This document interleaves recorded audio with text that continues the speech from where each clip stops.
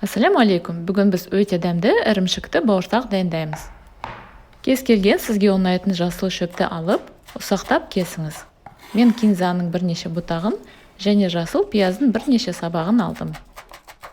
Одан кейін сізге 100 грамм ірімшік қажет. Оны ұсақ үкіштен өткізіңіз.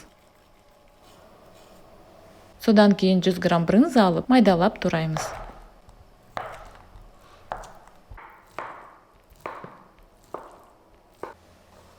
Барлық ингредиенттерді терең ыдысқа саламыз.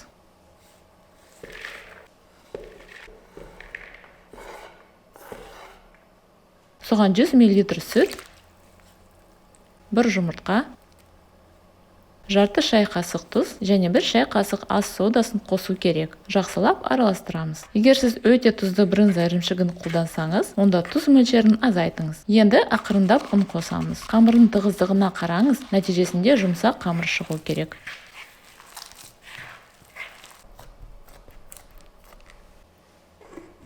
Үстін жауып, 5-10 минутқа қалдырыңыз. Ары қарай жұмыс жасайтын орнын ұнмен себіңіз. Қамырдың бір бөлігін аламыз.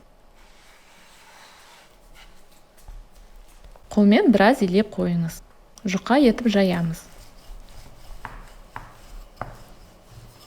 Дөңгелек пышақпен шеттерін түзетіп кесіп қою керек. Және тең квадраттарға кесеміз. Содан кейін 3 бұрыштарға бөліп қоямыз. Майды қазанға алдын ала қыздырыңыз және 3 бұрыштарды орташа отта қуыру керек. Толықтай піскенге дейін 2 жағынан қуырамыз. Осындай қарапайым және өте дәмді тағамды тез дайындауға болады. Тәтті шаймен өте дәмді. Ол кәдімгі бауырсақ немесе басқа нәрсе сияқты емес.